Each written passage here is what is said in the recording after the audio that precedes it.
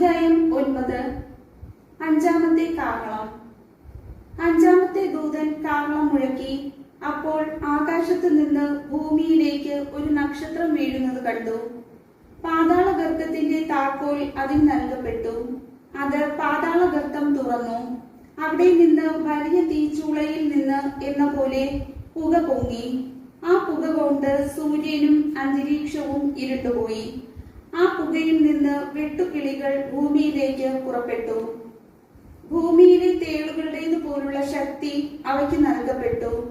നെറ്റിയിൽ ദൈവത്തിന്റെ മുദ്രയില്ലാത്ത മനുഷ്യരെ അല്ലാതെ മറ്റാരെയും ഭൂമിയിലെ പുല്ലിനെയോ പച്ചച്ചെടികളെയോ വൃക്ഷങ്ങളെയോ ഉപദ്രവിക്കരുതെന്ന് അവയോട് കൽപ്പിച്ചു. മനുഷ്യരെ കൊല്ലാനല്ല, 5 മാസം പീഡിപ്പിച്ച് ഞെരുക്കാനാണ് അവയ്ക്ക് അനുവാദം നൽകപ്പെട്ടത്. അവരുടെ പീഡനമാകട്ടെ തേള് കുത്തുമ്പോഴത്തേതുപോലെ തന്നെ. ആ നാളുകളിൽ മനുഷ്യർ മരണത്തെ തേടും, പക്ഷേ കണ്ടെത്തുകയില്ല.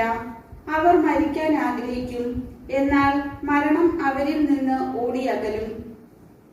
വെട്ടുകിളികൾ പടക്കോ പണിഞ്ഞ കുതിരകൾക്ക് സദൃശമായിരുന്നു. അവയുടെ തലയിൽ സ്വർണ്ണ കിരീടം പോലെ എന്തോ ഒന്ന്, മുഖം മനുഷ്യമുഖം പോലെയും.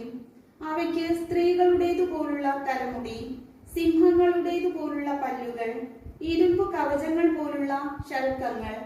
അവയുടെ ചിറകുകളുടെ ശബ്ദം പോർക്കളത്തിലേക്ക് പായുന്ന അനേകം അശ്വരഥങ്ങളുടെ ശബ്ദം പോലെ. അവയ്ക്ക് തേളുകളുടേതുപോലെ വാലും വിഷമുള്ളും ഉണ്ടായിരുന്നു. ഈ വാലുകളിൽ 5 മാസത്തേക്ക് മനുഷ്യരെ പീഡിപ്പിക്കാൻ പോന്ന ശക്തി ഉണ്ടായിരുന്നു. പാതാളത്തിന്റെ ദൂതനാണ് അവയുടെ രാജാവ്. അവന്റെ പേര് ഹെബ്രായ ഭാഷയിൽ അബദോൻ, ഗ്രീക്കു ഭാഷയിൽ അപ്പോളിയോൻ. 1-ാമത്തെ ദുരിതം കടന്നുപോയി. 2 ദുരിതങ്ങൾ കൂടി ഇനിയും വരാനിരിക്കുന്നു. 6-ാമത്തെ കാഹളം. 6-ാമത്തെ ദൂതൻ കാഹളം മുഴക്കി. അപ്പോൾ ദൈവസന്നിധിയിലുള്ള സുവർണ ബലിപീഠത്തിന്റെ 4 വളർക്കോണുകളിൽ നിന്ന് ഒരു സ്വരം ഞാൻ കേട്ടു. അത് കാഹളം പിടിച്ചിരുന്ന 6-ാമത്തെ ദൂതനോട് പറഞ്ഞു, യൂഫ്രട്ടീസ് വൻനദിയുടെ കരയിൽ ബന്ധിതരായി കഴിയുന്ന 4 ദൂതന്മാരെ അഴിച്ചുവിടുക. ആ 4 ദൂതന്മാരും വിമോചിതരായി. അവർ മനുഷ്യരിൽ 1/3 ഭാഗത്തെ കൊന്നൊടുക്കാൻ നിശ്ചയിക്കപ്പെട്ടിരുന്ന മണിക്കൂറിനും ദിവസത്തിനും മാസത്തിനും വർഷത്തിനും വേണ്ടി തയ്യാറാക്കി നിർത്തിയിരുന്നവരാണ്. ഞാൻ കുതിരപ്പടയുടെ എണ്ണം കേട്ടു. 10,000ങ്ങളുടെ 20,000 മടങ്ങ്. ഞാൻ ദർശനത്തിൽ കുതിരകളെയും അവയുടെ പുറത്തിരുന്നവരെയും കണ്ടു. അവർക്ക് തീയുടെയും ഇന്ദ്രനീലക്കല്ലിന്റെയും ഗന്ധകത്തിന്റെയും നിറമുള്ള കവചങ്ങൾ ഉണ്ടായിരുന്നു.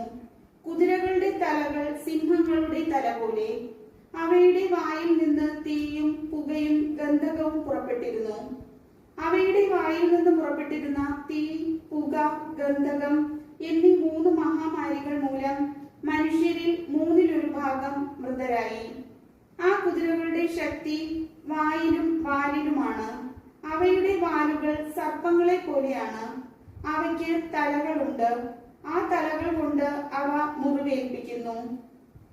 ഈ മഹാമാരികൾ നിമിത്തം മൃതരാകാതെ അവശേഷിച്ചവർ തങ്ങളുടെ കരവേലയെ പറ്റി അനുതപിക്കുകയോ പിശാചുക്കളെയും കാണാനോ കേൾക്കാനോ നടക്കാനോ കഴിവില്ലാത്തതും സ്വർണം, വെള്ളി, പിച്ചള, കല്ല്, തടി എന്നിവയാൽ നിർമ്മിക്കപ്പെട്ടതുമായ വിഗ്രഹങ്ങളെയും ആരാധിക്കുന്നതിൽ നിന്ന് പിന്തിരിയുകയോ ചെയ്തില്ല. തങ്ങളുടെ കൊലപാതകം, മന്ത്രവാദം, വ്യഭിചാരം, മോഷണം എന്നിവയെക്കുറിച്ചും അവർ അനുതപിച്ചില്ല. കർത്താവിന്റെ വചനം.